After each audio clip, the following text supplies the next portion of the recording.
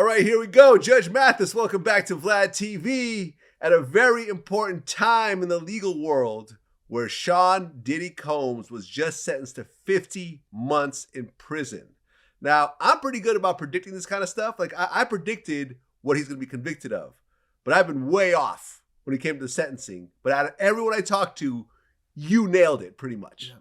You said that the judge is going to look at everything else that came out in that courtroom, and the sentencing will be related to that.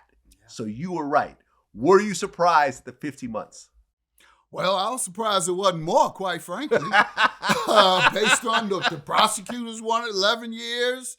The judge, as we know, said he would be considering things outside of the conviction. Mm-hmm. And so wouldn't give him $1 million bond, or I think later he offered $50 million, and you wouldn't give him a bond. So no, I thought he was going to bring the hammer down a little harder. But 5 years is 5 years, 4 years and 2 months rather.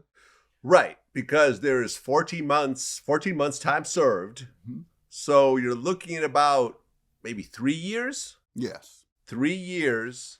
Now, what they're saying, I don't know if this is true or not. What's that? The 1 year off, or 1.4, I'm sorry, year and 4 months, as right. You just said. Exactly, yeah. 14 months of time served. Mm-hmm. So, but if he qualifies for the RDAP program, which is a residential drug abuse program, he could potentially get like 6 months off, maybe a little bit more off, some halfway house situations. Do you think that that'll happen and he'll get out maybe a year and a half? It's interesting that you would mention that, first of all, because that's where I think, as great as his defense team was, Diddy, I think they missed the boat on his mental illness as an appeal to the judge's compassion and understanding. He admitted earlier that he was bipolar, so you need to lean into that, because bipolar is exactly the behavior he exhibited: uncontrollable rage, mood swings, mania. Hypersexuality is even a part of bipolarism. And that requires treatment. You can't counsel that out. So that's a chemical imbalance. He needs medication. I hope he is. But he should have leaned into that with his sentencing. I'm a good guy, et cetera, et cetera. And that wasn't me. Those things you saw wasn't me. That is a result of a mental disorder that I am being treated for now, and I'm being medicated for it. Now, if you were too ashamed or didn't want the stigma of medication, and instead you wanted to rely on the judge's mercy, that's the chance you took. But I would have leaned into that. And as such, the sentence should have also included it. The judge should have required him to obtain treatment as part of his sentence, meaning you don't come home unless you abide by the treatment circumstances that I've ordered. If it's you must have a doctor that you must see every week, or you must be medicated every week. Judge didn't do that, and that's one of the things I don't like about judges when they sentence. They just throw the book at you, no rehabilitation expected, no requirements for education. I was required to get a GED. Changed my life.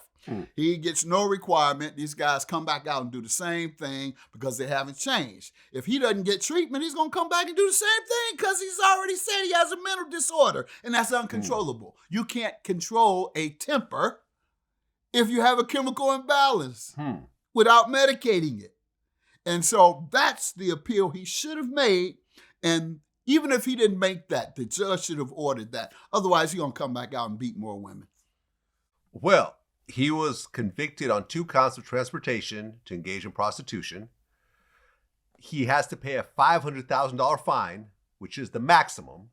Judge Aaron Subramanian noted that this was an upward variation from the guidelines, but said he was taking into account Combs' immense resources, which enabled his crimes.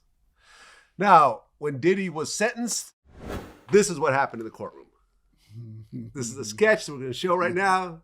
He basically broke down and started crying. Well, it looked like he was praying also and thanking God, and he should. Oh, so that's a good thing? You think that was like a crying tears of joy? I think it was, and I think he was, I think he was crying and praying to God for the sentence he has received. And God, please help me. God, please get me through this. I think he's a spiritual man from all he said and all we've observed. And I think it had to do with that. I don't think he fell out on the floor crying. Okay. I just don't think that's what it was. Well, 3 years is a long time, because one of the things that the prosecutors brought up was that he had already booked a speaking engagement in Miami next week. Do you think that affected the judge's sentencing? Absolutely. Really? Absolutely. So he was already like, I'm already out of here. Let me plan this gig, that gig. Bad decision. If it happened. I don't know if it happened or if he confirmed it. I heard that was alleged to be the case. But yeah, that's a bad move. And if so, he should have perhaps brought that up and said, Judge, I'm intending to go on a speaking tour, trying to give a cautionary tale and inspire people to do the right thing and talk about mental health, because that was the challenge that I have, and et cetera, et cetera. So if you grant me that opportunity to do so, I would like to do it. And I have an engagement next month, because I'm hoping and praying that you will allow me to leave and then go and serve.